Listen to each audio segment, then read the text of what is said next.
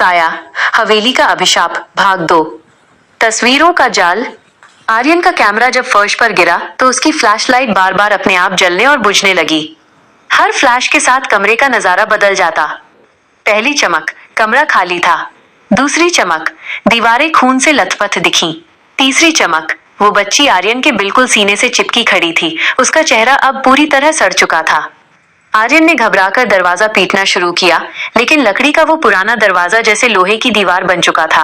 तभी कमरे के कोने से एक भारी गूंजती हुई आवाज आई, तुमने हमारी शांति भंग की है, अब तुम भी इसी खामोशी का हिस्सा बनोगे। पाताल की गूंज।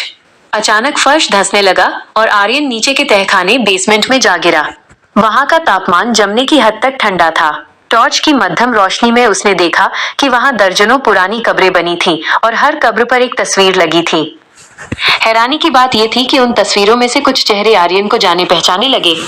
वे वही लोग थे जो पिछले कुछ सालों में इस इलाके से गायब हुए थे। सबसे अंत में एक खाली कब्र थी जिस पर पत्थर से तराशा जा रहा था, आर्यन 2026। अंतिम संघर्ष।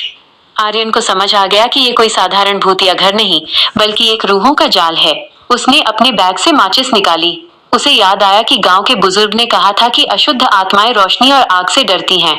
उसने अपनी जैकेट उतारी, उस पर कैमरा क्लीनिंग लिक्विड जो ज्वलनशील था डाला और आग लगा दी। आग की लपटें जैसे ही बढ़ी, पूरे तहखाने में चीखें गूंजने लगीं। वो बच्ची और वे काले साए धुएं की तरह गायब होने लगे। आर्यन ने उस धुएं के बीच एक छोटा सा रास्ता देखा जो ऊपर की ओर जा रहा था। वो पागलों की तरह भागा। पीछे से उसे महसूस हो रहा था कि अनगिनत हाथ उसके पैर खींचने की कोशिश कर रहे हैं। खौफनाक अंत। आर्यन हवेली के मुख्य द्वार से बाहर निकला और सीधा अपनी कार की तरफ भागा। उसने पीछे मुड़कर नहीं देखा। जब वो शहर पहुंचा और उसने चैन की सांस ली तो उसे अपनी गर्दन पर खुजली महसूस हुई। उसने कार के रियरव्यू मिरर में देखा।